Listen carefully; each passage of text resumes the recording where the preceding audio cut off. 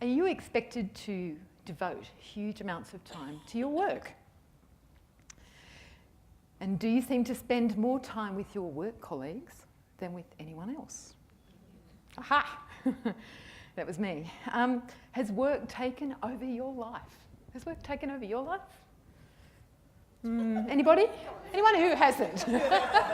It's okay to admit it. Okay. Actually, if you answered yes to all the above, I actually borrowed these questions from a website for recovering cultists. We live, we work, we play. All of this stuff has collided with a massive bang. And let's face it, it's made our lives a lot more interesting.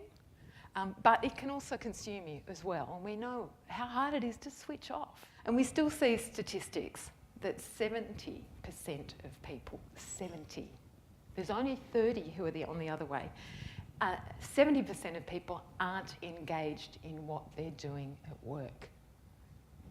70%, you know that, it's a common figure. It just blows my mind. It is just nuts, you know? They're not bringing their brains to work. What do you reckon?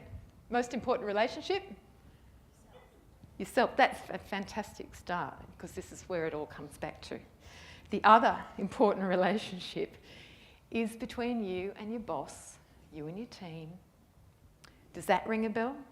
We spend pretty much most of our waking days at work. It's actually been a real privilege over the last decade or so is to sit down with chief executives and hear from them the challenges and the inside stories about what they do. And I've talked to the gurus as well. So I've talked to the people who do it, and I've talked to the people who study the people who do it.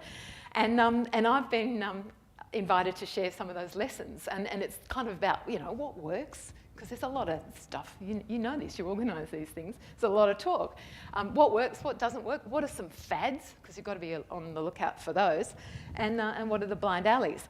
And out of that, I've come up with some basic lessons about what counts and how we start to reinvent leadership to help us adapt to this environment we're in and engage people so we can actually tackle these big challenges. If you want to understand more about how your organisation's really working, go down to Taronga Zoo and check out the apes.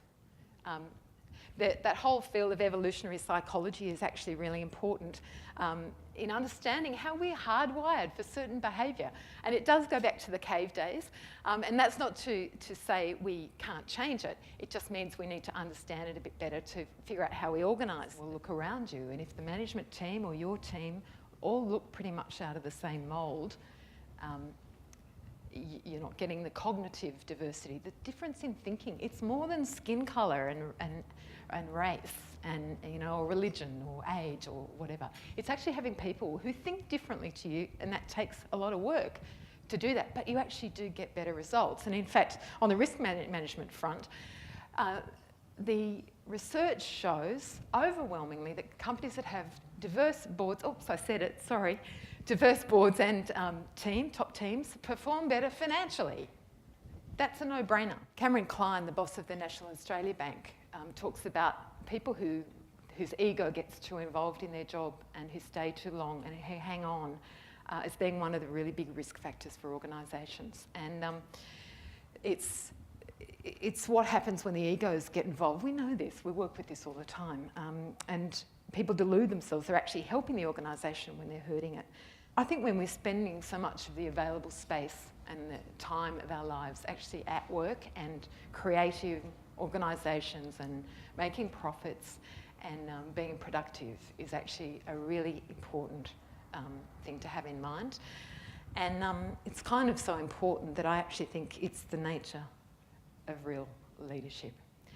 Ladies and gentlemen, thank you very much for your attention this morning. I hope you've learned some stuff. I've learned heaps from all the other speakers. Thank you.